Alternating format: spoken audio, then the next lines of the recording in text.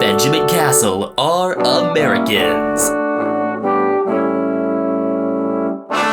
Watching the footy. Liam Ryan saying, kick it my way, I want to jump over the pack, and here he comes! Ryan! This is Buddy Franklin! This is the greatest showman! Got the handball off to Myers. Myers looking for the lead of Stengel. Gee, they're good. Gee, they're sharp. Razzle dazzle Rioli. Oh, who else? McDonald! Around the body. Jazz up! He's off from inside the centre square. Boys kick the goal. Boys kick the goal from inside the centre. Fuck! I can't believe it.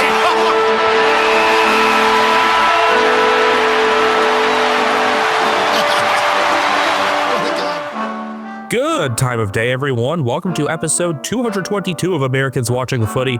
I am Benjamin Castle, coming to you from San Diego, California. I'm Ethan Castle, coming to you from South San Francisco, California. And we're going to start this episode with a segment that I call A Prediction That Could Not Have Gone Worse. Do I need to come up with a song for this? No, I don't think this is going to be like a recurring thing, but it's interesting, I can tell you that. A few weeks ago, I was thinking, I need to come up with some sort of, predictions for this season. And then I saw something in the news about the Grammys, I think it was, and it gave me a question, because I didn't know this because I don't keep up with these things, but I had learned that Kanye's wife is Australian, and I was thinking, could we see Kanye at the footy this season? And between the time I thought of that and the season previews that we'll be recording within the next couple weeks, that could not have aged worse. I think the only places you might find him are Twitter and Paris. I don't know, maybe at that Bankstown hospital, I think they could use him there. He'd fit in with some of the nurses there. Paris still more likely. So, yeah, if he shows up at the footy now, so I think they're getting divorced. I hadn't really heard of her because I think she was wearing basically no clothes at the Grammys or something. I don't know. I don't keep up with award shows except for footy stuff. But if he does show up at the footy now, we got to get some extras together. That's a way to start an episode. So I think a couple weeks ago, we had wanted to do one of these off-season episodes where we kind of just talk about stuff, whether that be injury news, random observations. Now that we've hit a couple of match simulations and stuff, we've got a chance to at least talk about actual games that have been played and some takeaways from that. Yeah, last year I was the guy who was able to watch all the match sims just because of how my schedule was. This year it's going to be a lot tougher with how crazy these few weeks are. Me trying to get some of my teaching credential requirements done in terms of filming and all sorts of preparation for a master's thesis, but I'll catch what I can. I saw the West Coast Eagles took care of business against Richmond, which was of absolutely no surprise because Richmond fielded one of the youngest teams ever in a match sim. And Sam Lawler got concussed and has a hairline fracture of his jaw because Ruben Jinby pushed him stupidly. Yeah, I wouldn't say he quite tunneled him. I don't think that's a textbook definition of tunneling, but it was, at best, careless. We had some suspensions from Match Sim last year and other preseason action. I think it was Sam Powell-Pepper getting a suspension last year in the Match Sims, and then Jimmy Webster in the Community Series. That was a whole episode there, the Jimmy Webster saga. I think before we get into that, though, we need to talk about the Whistler. We love the Whistler. So what do you know about the Whistler? Let's start there. Do you know anything? That the Rizzler showed up at Hawthorne training and he had Whistler in his hair. Well, the Rizzler in air quotes. Australian kid who looks like the Rizzler. He showed up at Hawthorne training. I thought he just had some sort of design in his hair. I couldn't even tell if it was a word. Oh, it says Wiz. W-I-Z-Z. Got it. I didn't even notice that part. But yeah, he is the Whistler. He got photos doing the Riz space with Nick Watson and a few other guys. He also showed up at the match sim the other day and did it again. First off, I need to make sure you understand that I fucking love the Rizzler. I think he's the funniest kid ever and the best celebrity ever. He is very wholesome, unlike pretty much every other child celebrity. I don't think his dad's exploiting him at all. I think he's just having fun. He's just like, look at all these funny videos I used to make with my kid. He seems like a nice kid who's just super appreciative of all this stuff and just having a great time. And he got famous for making a funny face, which is awesome. Was he at Daytona? Yes, they interviewed him during the rain delay at the Daytona 500. It was awesome. And that was quite a lengthy delay. Congratulations to William Byron for winning it again. But yes, the Rizzler was at Daytona. He was interviewed at Daytona. And the Whistler was at Hawthorne, which means, of course, now we need to have a Rizzler and Whistler meetup.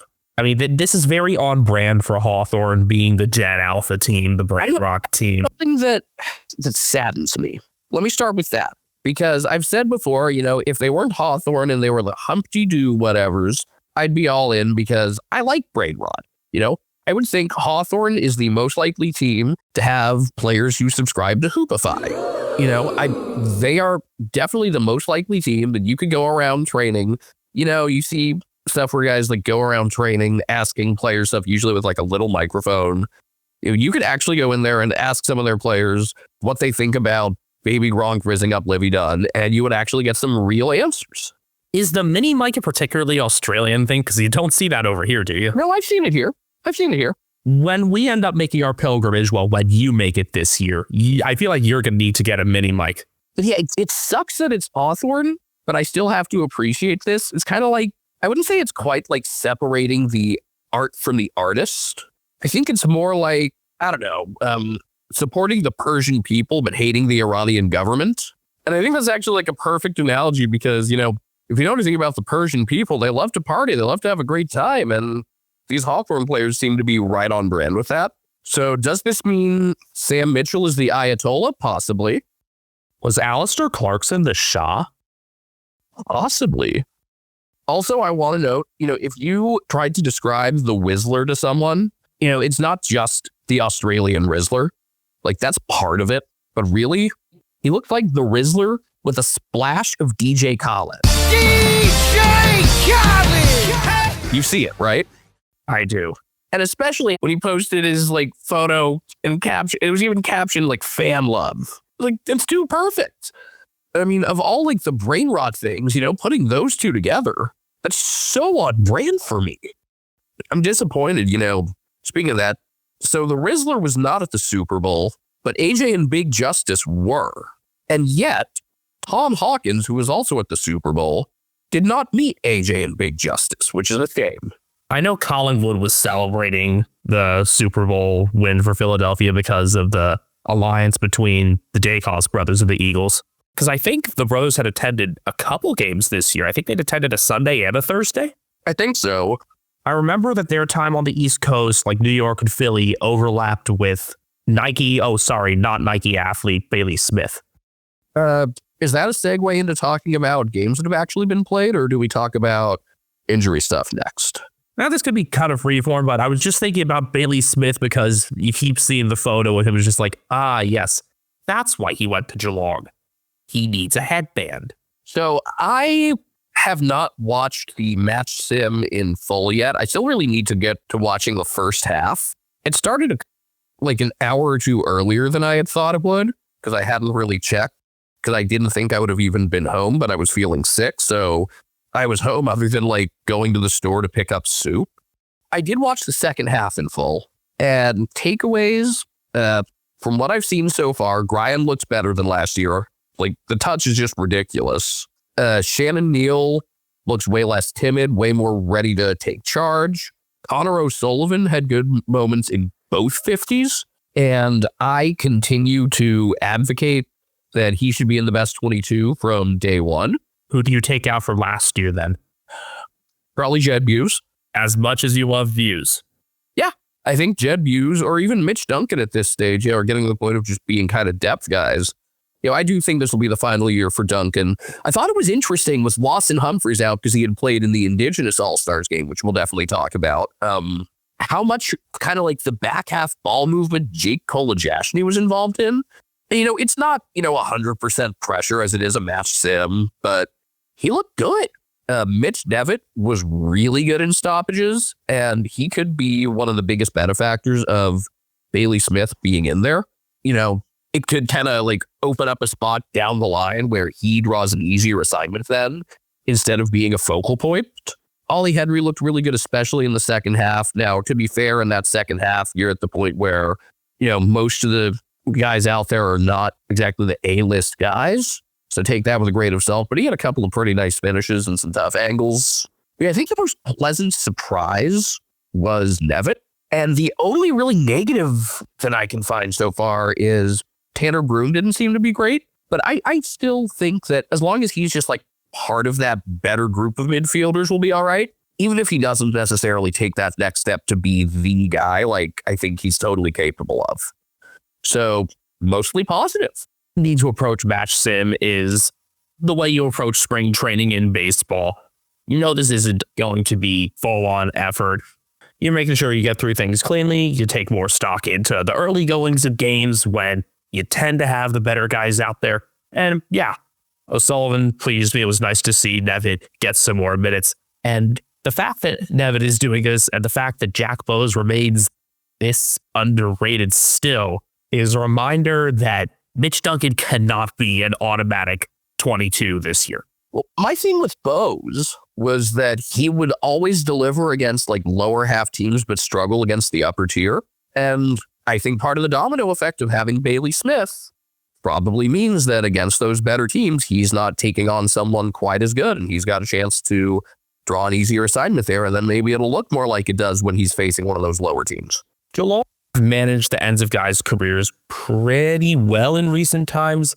I mean, there have been times when we've kind of let guys play out the string too long, like employing John Segler in any form.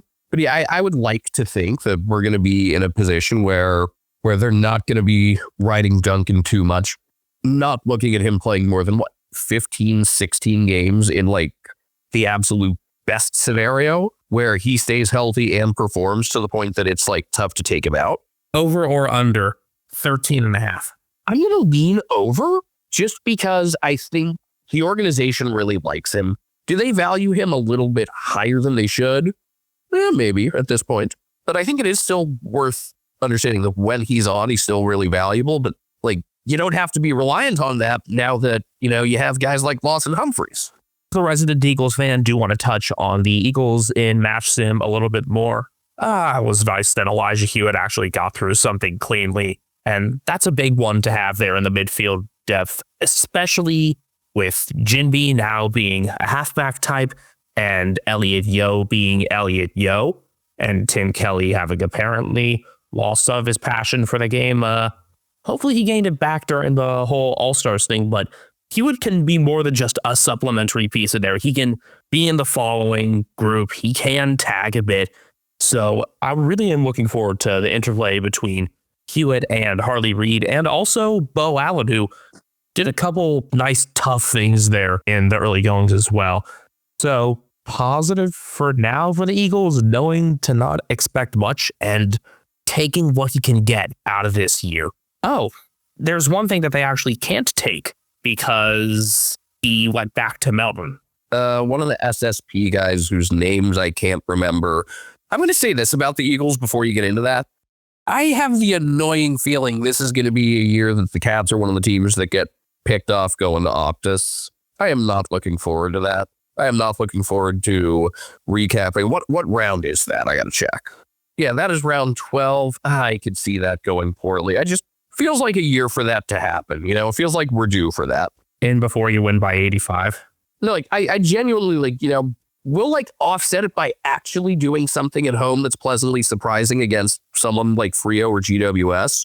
Or we'll go in somewhere else we have no business winning, and then that'll be the trade-off. Well, I mean, you're going to be looking at a Frio team that could be down a few men too, because there's questions about Pierce and a couple others. And fortunately, they don't have Lloyd Meek anymore. We only have to deal with him with Hawthorne.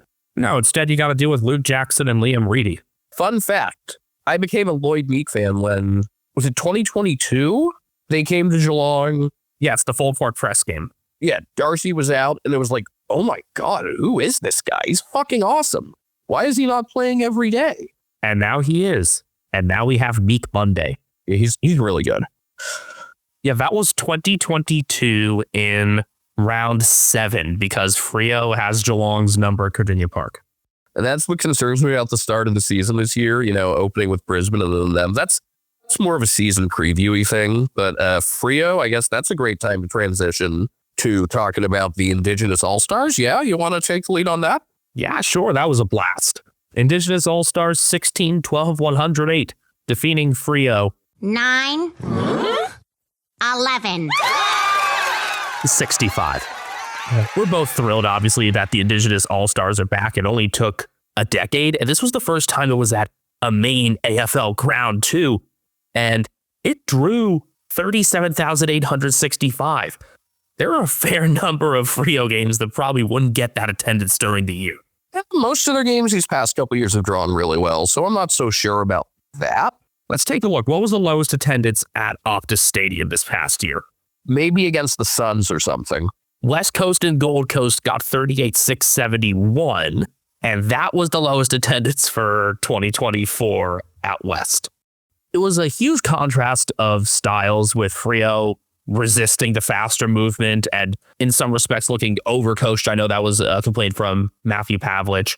Almost too much restraint, whereas the Indigenous All-Stars, with their wealth of small forwards, invited chaos as much as any team has for a while in a game that counts for only pride. Seriously, the wealth of small forwards on this team was almost silly. When you think about Bobby Hill, Kazi Pickett, whose cousin is now at Frio and looks just like him, Tyson Stengel, Jesse Motlop. The Stengel dribble assist, that was fun. Yeah, setting up Jesse, which is why I wanted to mention that. Michael Walters, of course, he was the captain for it. That was a sensible one with Pierce not able to play. Also, he's just older to the point that, how many more chances is he going to get to do this versus some of these other guys? So that was the right thing. But that's dribble assists. You want to ask someone what does the average person's perception of Indigenous footy look like? I think a dribble assist along the boundary would be exactly it, right? Or summon. Kind of ask the random guy, what does Dominican baseball look like? And they show you a guy just pimping the crap out of a home run. So I thought this game was a really good concept and a great idea. Obviously, it meant a hell of a lot more to one team than the other. Is this something that needs to happen every single year? Not necessarily, but at least every 2 or 3, because it's fun. The players enjoy it. I think it's way cooler than just your typical exhibition. Two teams facing off. This is one of the games that I want to see happening. I mean, I would love to see the return of international rules. And Australia versus Ireland women's game seems like it should already be a shoo-in. And it seems like the league, after seeing the success of the All-Stars game this past week, is considering a return of some sort of origin game. And my first thought is something that I've heard from a couple other shows is that you could fill something in as a grand final curtain raiser, maybe, or if you take the week off between the prelims of the grand final, you can have something in there. I like this as a kind of start of the year thing. The only question is disruption in training. And thankfully, after everyone's prayers succeeded, there were no injuries to ligaments or tendons. There was a concussion concern for Sam Switkowski, but that was only really big one there. But you know why I liked this and I thought this game was a success? Looking at other exhibitions and all-star games and stuff, no, this was not a full speed event. I thought most of the players, at least on Frio, were going 60 to 80%-ish maybe. And then both teams, the ruckmen, were kind of half-assing it. That's fine. It's the most physically demanding position. I don't blame you for that at all. What makes it so enjoyable to you? Just that it's different and it means something to these guys. Not to do the cliche soccer, look at what it means to them. But for a lot of these guys representing the Indigenous All-Star team, you could tell it was this was a huge honor.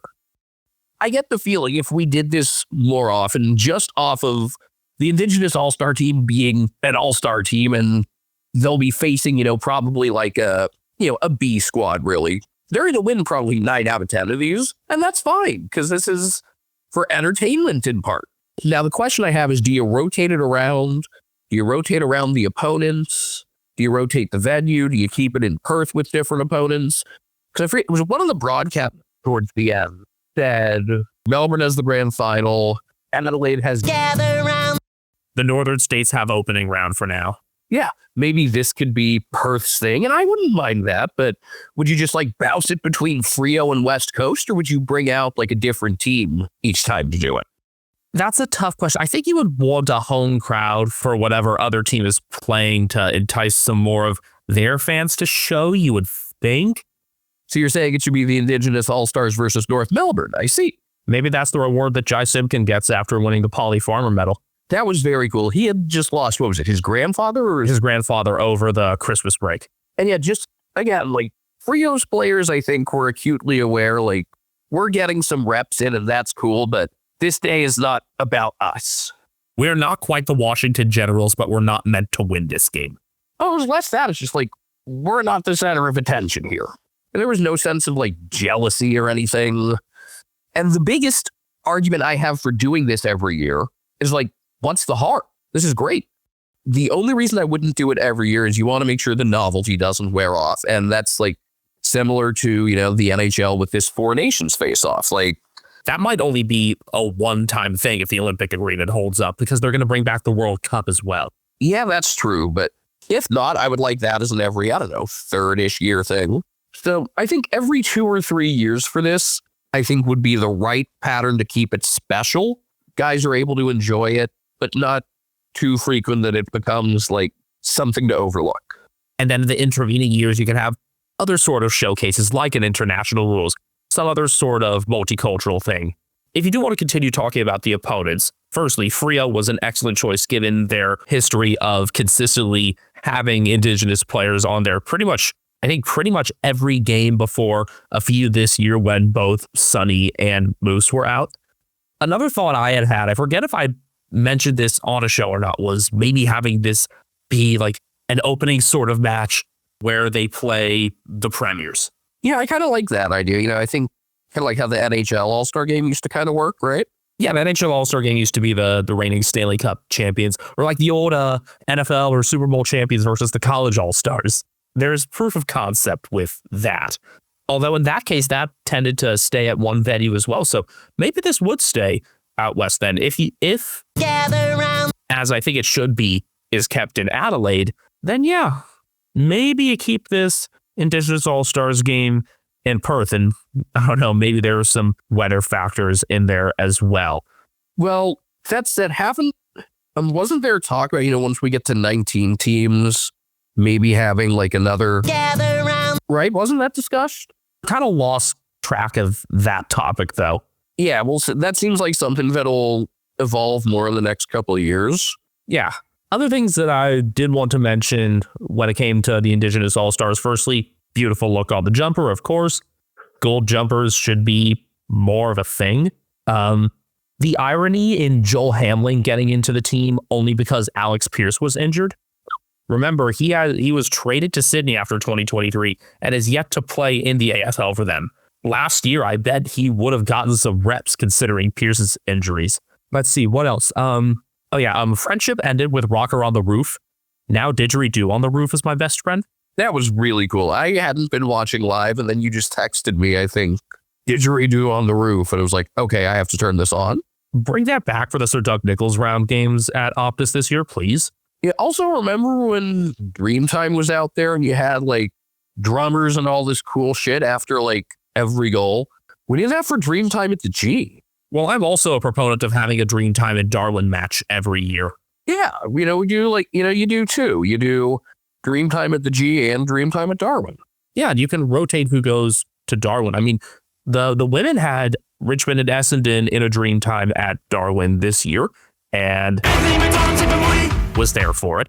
I would not be opposed to having a third game each year in Darwin if you have the Suns double plus 2 other teams coming in for a Dreamtime game there. It was very obvious some of the structural things for the Indigenous All-Stars. In defense, it was very clear. Stephen May was the guy there, and he looked solid, so hopefully it's a clean bill of health for him, because, look, I have no problem with Melbourne at this point. No surprise if you watch who were considered the best players. We mentioned Jai Simpkin. Bobby Hill kicked 4 and passed up a chance on a 5th, which was an insane parallel to his grand final performance from 2023. And Here he is again, the horny one. Jason Horne-Francis making the most of his opportunity as well. And in another sort of crowded lineup there. So even when he's part of that triumvirate at Port, Horne-Francis will find a way to impact games well enough. The question is, what can the rest of the team do around him, particularly the key stocks? And then for Frio, wasn't all that impressed with most of what they were doing. Now, how much do you think Justin Longmire was actually telling the truth here, or just hiding embarrassment when he said, we played it pretty vanilla and they tried not to give too much away? How much do we believe that? I think he thinks that, but also they kind of did play a pretty Frio style. I think both those things are true. You have sort of Adam Simpson-esque freeze mantle aspects to it. Remember, Longmire was a Simpson assistant. And I don't really buy it also because you're only a few weeks out from your first game. How much are you going to work on like a disguised game plan and then totally switch course in 3 weeks? That wouldn't make sense with all the preparations you do over the summer. So I wonder if Longmire's just a little more concerned about things after this game, because this has to be the referendum year for him. If this has to be a referendum year, I'd say for 5, 6 coaches in the league at least, and Longmire's one of them. Longmire, let's see, Goodwin. We keep saying that about Beveridge, and it never is. Nix. Mm-hmm. Hinckley's not. Oh yeah, Hinckley's just gone, and probably Tasmania. That's something there. I'll also throw in Brad Scott and Michael Voss into the mix. But in terms of what Longmire should be happy about, Michael Frederick looked very much with things. Ready. 3 goals straight for him. Jeremy Sharp with a pretty active game, actually getting a little bit more of an inside touch, not completely magnetically attracted to the wings and kicking better for goal. And also a more complete inside game from Ethan's man. I have many mans. Was this Hayden Young? No, he was hurt, remember? Nathan O'Driscoll? Yeah, he's had a lot more inside time during the preseason. His 10 marks and his marking and tackling were both on point. So maybe there's some more utility that they can get out of him now that he's actually healthy. And I almost wonder if this performance is anything to go off, if he might be above Neil Erasmus in the pecking order. That's funny because I like O'Driscoll on the wing. I do too, but if you've got Sharp on there and you have other outside movers like Jordan Clark, then O'Driscoll could kind of go between and not, to have that sort of flexibility where, yes, you could play outside, but you show this more gut running and tougher part of your game too. That's the type of stuff that you would want. You would want that sort of versatility. And I say this despite Erasmus having been best on ground, I believe, in the Waffle Grand Final for the Thunder. But we mentioned the whole Hinckley scenario. Yeah, it's happening. Josh Carr will be Port's head coach on a 3-year contract beginning in 2026.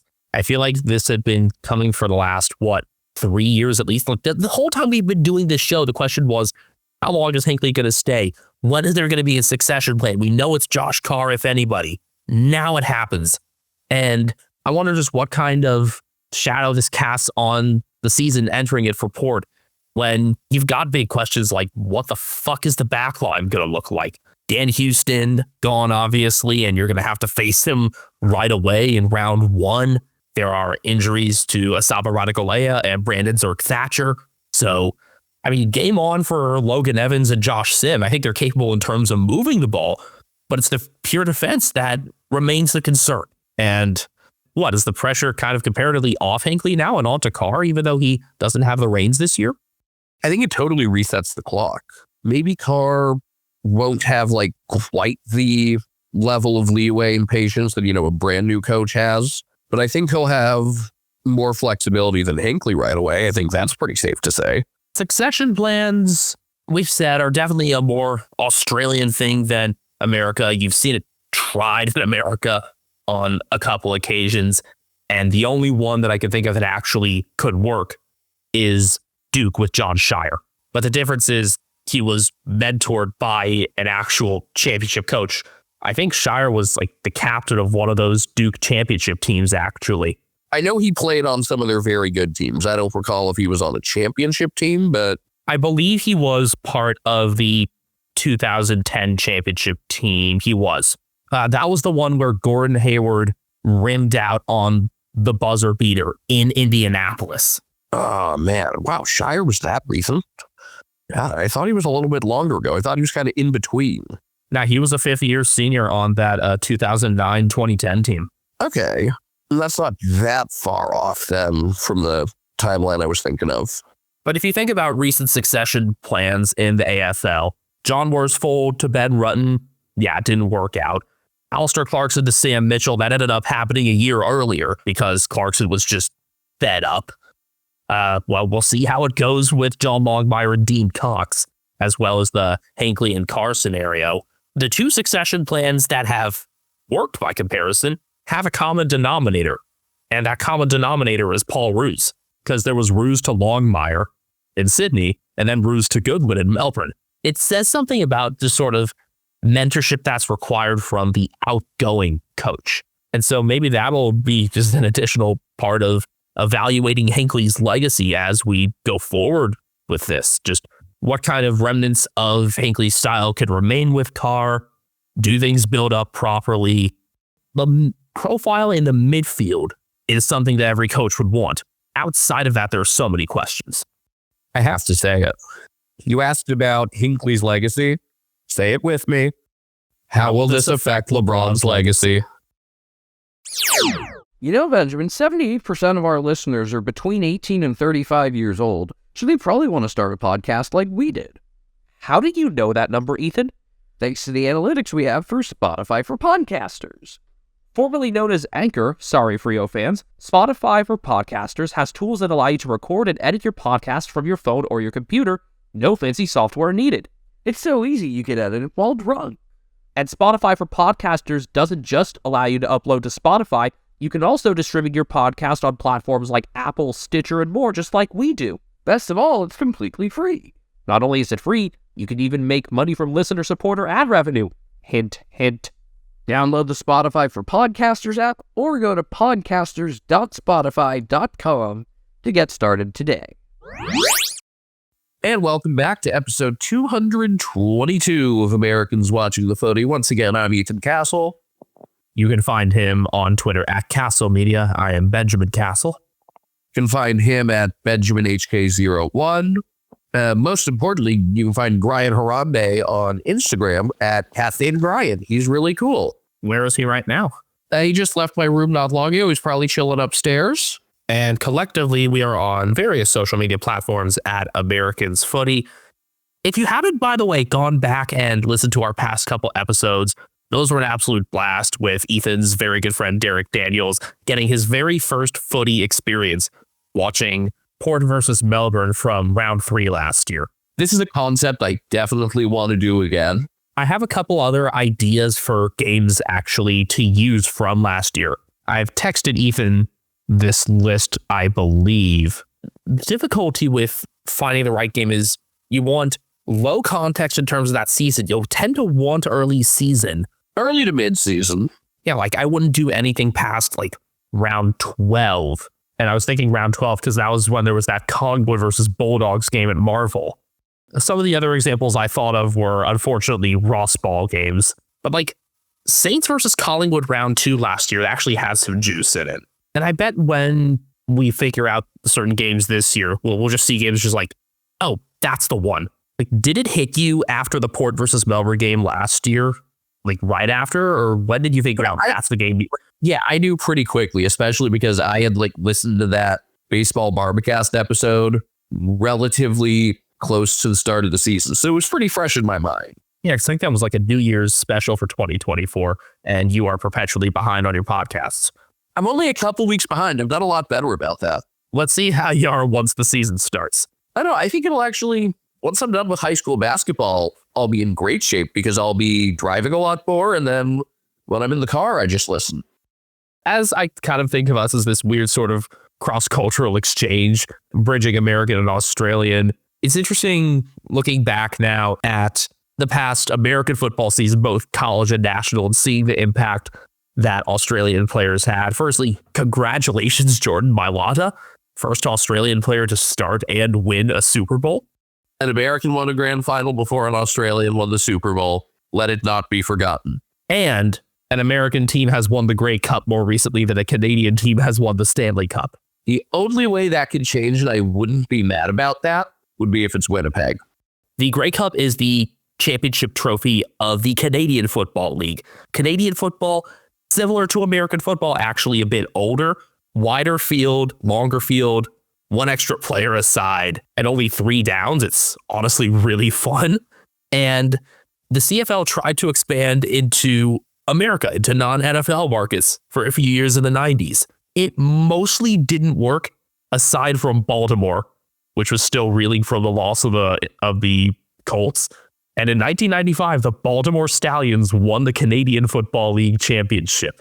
Then the next year, the Ravens came in and the Stallions got repurposed as Montreal's team, actually. Wait, like a second Montreal team, or? The Owls were non-existent for a few years. Oh, interesting. I was going to say, like, I thought it would have been funnier if they had just been, like, brought up to compete with the Alouettes. No, the Alouettes did not exist for, like, from the late 80s to the mid-90s. And then when the Stallions were forced out of Baltimore because the NFL would get its way, thank goodness, they revived the Alouettes with the Stallions.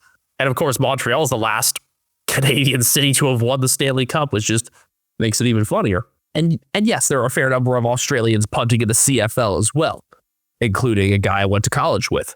I believe Jameson Sheehan was with Essendon's VFL program before coming over to play for Cal. I don't know, was he the one, right? His brother, I think, was close with Jack Ginnivan. I think that's it, yeah. But yeah, he's with Winnipeg, which doesn't have an airport. We did already mention briefly Joe McGuire winning a national championship, Eddie's kid, and Eddie actually showing up on the TV screen. I would think that the camera operators knew who Eddie was, at least on the level of, oh, this is clearly the punter's dad because he's in the right section and he's wearing his number. But maybe they didn't realize just like, oh, this is like a huge Australian entertainment presence. And now it's got me wondering, like, is Eddie going to be involved in like promoting the NFL game that comes to Melbourne? How is that going to be managed? You can like just bring out every Australian punter who's made the NFL to try and promote it. Like it's an easy sell to Australia to have the first NFL game there.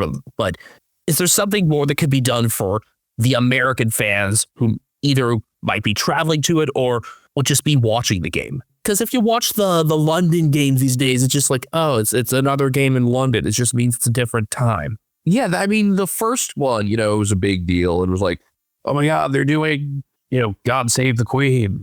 But, you know, it's the first 1 or 2 times it'll happen. It would be cool that after that, you know, the novelty would definitely wear off.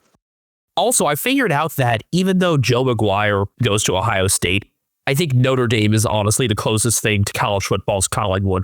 No, I think the fans don't have that sort of reputation at all. I think the fans are actually, I mean, Michigan is the most Carleton, but Notre Dame can be a little Carleton-ish. I think in terms of the history, though, it can line up because Collingwood traditionally draws from an Irish Catholic fan base. There's that long-time national reach. And also that Notre Dame has had its own sort of wobbles in championships in recent years. Since 2012, they've lost in 2 national championship games and 2 more semifinals. Who would you nominate as the most Collingwood of college football? I mean, if we think about just dental hygienist West Virginia, I feel like it's got to be a program that's going to pop up and win a national championship and not completely surprise everybody, though. Tennessee? Well, they do have an Australian punter right now. He played for Hawthorn. In terms of the history and the recent wobbles, I think Notre Dame presents a pretty good case. So if you disagree, if you have different ideas, respond to us. Tell us what you think. Hold up. Holy shit, is Cal the Saints? Maybe? I mean, Arkansas or Oklahoma State could be too. Are you thinking back to 2011 Oklahoma State? I'm thinking about their entire history. I don't know, just that 2011 Oklahoma State squad brings back memories. The one thing that stood in their way was a trip to Ames. You know, as we were going into the episodes with Derek, I did a bunch of other research on just like oddities that he may or may not have seen. And in doing so, thinking about the the club songs, I stumbled upon the original Adelaide Crows song, the Canary Crows thing. It's something. I don't know how I hadn't thought about the Stars and Stripes Forever being a good choice for a melody, but it is. But it felt dumbed down and so corporate. I mean, they stuck the Toyota jingle in there. It just felt so, it was like not exciting at all. And then I found out, no, this was actually sung after a game. You know what's not sung after games? The draw song. Do you hear the Rebels sing? Oh, yeah. But yeah, I came across an article about the first Crows game and how nobody knew the song, so they just all went up next to the wall where the Here We Go Camry Crows lyrics were posted. Tasmania, please learn your song before you play your first game. What were you comparing that to? Oh, like Sunrisers Hyderabad singing We're from Hyderabad and like reading the lyrics off a phone. Or North just not knowing how their song goes after having not won for ages. Yeah, that was a fun one. And that was under Noble, right? Well, makes sense why there wasn't much winning. I mean, there hasn't been a lot of winning under a lot of coaches there. And I am so surprised that I didn't mention to Derek the attempts to blend American and Australian football because Austis existed. Now, did you know about Austis, Ethan, before I brought it up to you a few weeks back? Maybe I should be deeply ashamed of that. I think we should both be ashamed that it's episode 222 and this is the first time we're touching on it. Now, having watched that video you sent me about it, which we should probably link in the description or something. Yeah, a video from a channel called The Touchback.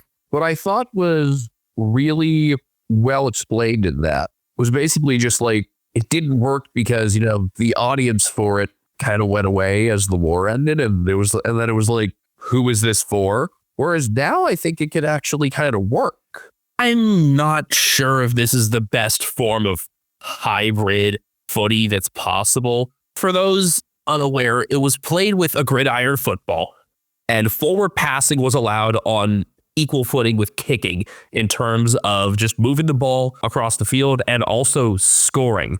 Now that's interesting enough on its own that you could just throw it through for 6. But if you're wanting to actually teach people the fundamentals of footy, I feel like the best way to go is more of the USAFL Metro rules approach, where you just go on a smaller field like a football field or soccer pitch and go 9 aside. I don't think the fundamentals really will take that long for Americans to pick up. Maybe in the beginning, I don't know, you'd incorporate an American ball into your drills, and then you'd progress to the Sharon. But I'm not even sure about that.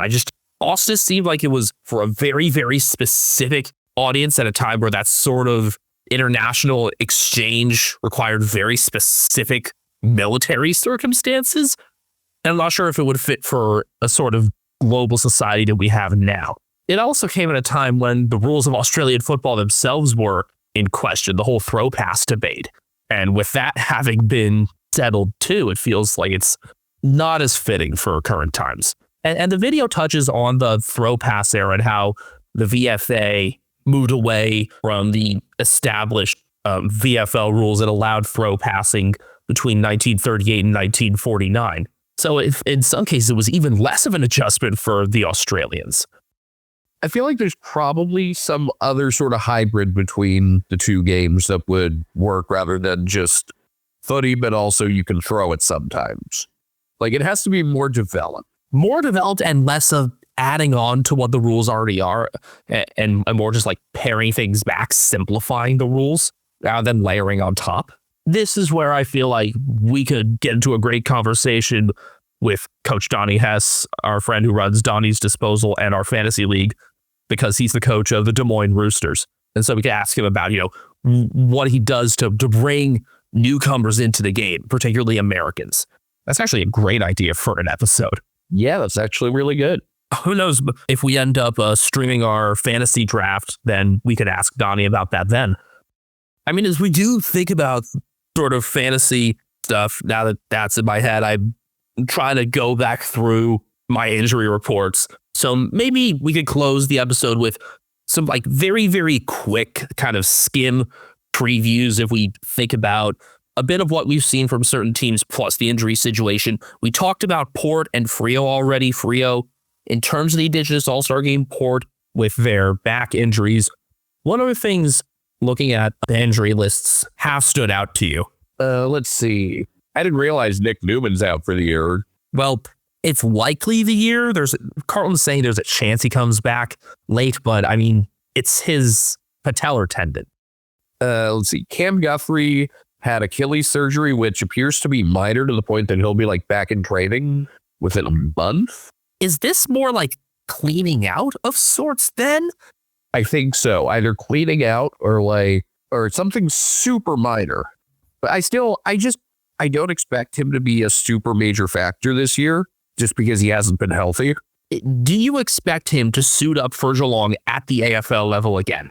Yes. Just a matter of when and how frequently. But he will. Cameron Guthrie is how old now? 32 already. And his contract takes him through this year.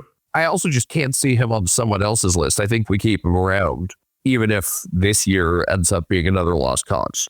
In terms of lost causes, we mentioned or kind of skated around the whole deal with Jack Henderson. So he played for the Eagles in their match. So it looked pretty solid. The Norm Goss medal winner from the VFL Grand Final for Werribee. Then a day later, he gets signed by Melbourne. Kind of reminds me of guy shows out in warm-ups on an NFL practice squad and then gets picked up by somebody else. I remember that happening with Darren Waller. Former Raven. And then the Ravens decided, okay, we're just not going to have our practice squad guys warm up with the team unless they're actually playing in the game so that we don't lose guys like that. Yeah, see, so we don't show our hands like that. Which, I mean, great. Something like that, it means your talent evaluation's good, so that's great. You wish you were able to retain those guys. But again, that is a good problem to have. For Henderson, he avoids having to make the cross-country move and all that. And that spot opened up because Shane McAdam did his Achilles. So the D's will be without McAdam, but he wasn't one that struck me as best 23 anyway. Looking at the start of their season, though, they'll be without Kazi Pickett for the first game. Plus, Judd McVee's going to miss the first couple. And I was really ready to hype McVee up for a big year. He was one that I was looking at for the defensive impact in fantasy as well. There's going to be a bit of a reconfiguration there. Does Trent Rivers go to more of that halfback job? I'll be watching the Melbourne match sim in preseason a bit more closely, just between the combination of that hot seat and knowing the injuries that are there. It's like Melbourne and Port are the two that interest me the most between the coaching situations and the injury lists. It's like, because with Adelaide, for example, yes, they've got all these new faces, but it's hardly anything in terms of injuries. I am excited to watch how they're going to incorporate James Peatling because we've been on the James Peatling train for 2 solid years, I think, Ethan. Yeah. And the question is just where in the hierarchy does he fit? But they will be better for having him. They'll be better with him in there. Please don't stick him as a sub. I mean, he's damn versatile. We've seen him have that impact in the center. He's taken some key defensive marks. I think back to that win against the Saints this past year in Canberra. But if healthy, that's the team that should be, that's the guy that should be playing 20 plus games. It's great additions there between him and Alex Neil-Bowen, who I think just never got the respect he was actually due at Melbourne because he was always that supportive role. I mean, the reason he had as high numbers as he did this past year was because of the injuries to Petrarca and Oliver. It was a career high in terms of average disposals and tackles for him, 18.8 and 5.1 respectively. That's a great sort of mentor to have. Oh, and you're going to have healthy Riley Filthorpe from the start of the season. We hope. He's not Elliot Yeo. Yeah, but I'm still never going to be confident. One piece of news that came up just before we started recording, apparently the Western Bulldogs said no to Jamar Ugle-Hagan playing in the Indigenous All-Stars game. That's not a good look. Let's start with that. It's not for someone who has already taken that personal time. There's questions about him seeing out anything beyond this year at the Dogs, and I think if there's any team that should go after him, it's the Sydney Swans. It's not a good look for the club. It's not a good look for him. It's an everyone sucks here situation. to play devil's advocate, this does feel a little bit damned if you do, damned if you don't, because he had not been involved in Bulldogs training really at all. He just returned to training, I think, on Wednesday. So, had he returned earlier, then there probably would have been a level of comfort there and he would have been all right to play. So I want to know more about this. When did he make this request? Would he have returned early to Bulldogs training? There's a whole group of factors in here, but we now know he's not going to be playing their first game. Here's the thing, like on one hand, you haven't been at training. On the other, mental health, playing for the Indigenous All-Stars being a big deal. It's kind of, I think the right thing to do would have been to let him play it, because then, it could have been on the Indigenous All-Star team people to be like, hey, you weren't training. And, if we're advocating for mental health, that's something that's I'm sure would have been a huge deal to Jamara. So that, I'm sure that factors into it as well. I don't think there's a right answer out there, but Ricky. The Dogs have one of the most extensive injury lists right now as well, Ethan. Cody Waitman, that's the biggest blow recently, but not the only one. Yeah, we knew about Adam Treloar with his calf, Liam Jones's hamstring, Anthony Scott with a kneecap injury. Jason Johannesson did his hamstring because Jason Johannesson does hamstrings, unfortunately. Waitman, I didn't realize what his major issue was. Yeah, he has a bipartite patella. The two bones that make up a normal kneecap never fused in full in one of his knees. And it hadn't been an issue for him until he had some direct contact to that knee during training.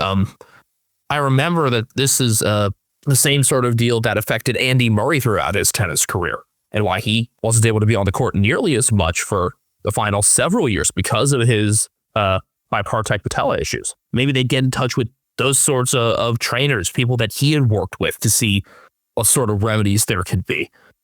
Looking at how the Dogs list is going to be filled out, though, and how their best 23 might go, that did get me the opportunity to learn about Sam Davidson, who is fucking awesome. Explain why he's awesome. Oh, this dude's on, a track to being a doctor, pretty well on in it. Now has to put that aside at age 23 because he's got this AFL career calling, and with the injuries present, he could be in for round one. Just hearing interviews and reading pieces with him talking about his research into pediatrics and sepsis, he's going to be working on a part-time PhD if he can. So, I love seeing these other sides of players. It still boggles my mind that Riley O'Brien is also studying to be a doctor. My Googles. We'll get more to home and away previews going team by team over the next 3 episodes. Yeah, I just remembered how we do things. I mean, theoretically, maybe we'll have one more episode before that if anything really wild happens, but I think it feels good to be actually watching and talking about footy. Even though there are a lot of other things that I really enjoy that come to a close at this time of year. Just watch the Indigenous All-Star game, at least parts of it, and the map sim. Just a reminder of man, this is the best. I mean, we're about 2 weeks out from opening round at this point, so get strapped in. Yeah, so we're going to be previewing stuff soon then. Shit. I'll have to make some more predictions, and maybe they'll age better than the one that I told you about earlier. Well, one prediction that we are going to have to make, each of us, along with all of our sleepers for each team, is the draw prediction. We have to pick one game out of the whole year and say that's going to be a draw. I'll start looking at the schedule and trying to find one for that, whether that be an exciting game or, maybe the safer bet is one that could be a stinker where two teams come in a tough stretch. Start thinking about it. Again, I am on Twitter at... the draws this past year were mostly entertaining. I get the feeling we might be in for a really shitty draw, game in the low 50s or something, if not worse. I'll be thinking about that too, as I see a tweet that says the AFL is exploring alternating between Indigenous All-Stars and State of Origin every year. Yeah, I saw that as well. That would be neat. I wouldn't be opposed. That seems like exactly the right thing to do to keep things fresh. Maybe throw in international rules every once in a while too. As a reminder, I am on Twitter at BenjaminHK01. I am on Twitter at Castle Media. Brian Harambe is on Instagram at Captain Brian. Collectively, we are at Americans Footy. thank you for tuning in once again, and the previews will be here before I know it. Well, actually, no, I will know when, because I'm the one that has to edit them. Yeah, but if you didn't know, that would be a problem. Yeah, good time of day.